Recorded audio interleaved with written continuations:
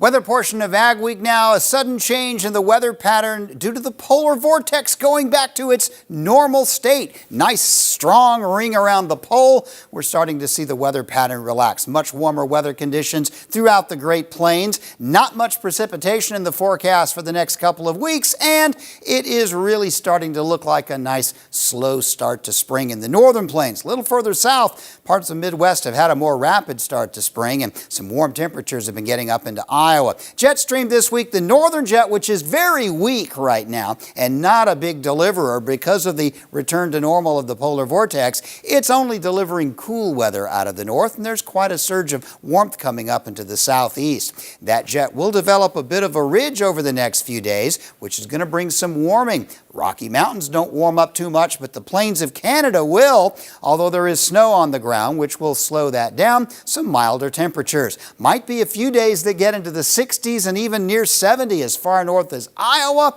over the course of this week, although that won't stay. It's really ending and melting away that snowpack rapidly up to about the latitude of Iowa. Further to the north, things are staying cool and the snow melt will progress fairly slowly, but there will be plenty of days of melting snow. Next week, similar pattern, except that there will be a bit of a change in the west as ridging starts to take place. It will remain cool just in the northern plains and very spring-like through the middle. As far as precipitation goes, pretty dry this week. Not much precip at all except in some of the mountains and the Pacific Northwest. And as we look ahead to the second week of the forecast, which is actually the last week of the month of March, the dry weather shifts east. Probably a few showers, thunderstorms in the Midwest and central part of the country. The snows will be confined to the mountains, and a few areas of the southwest will get a little rain. The northern plains mostly looking to stay pretty dry.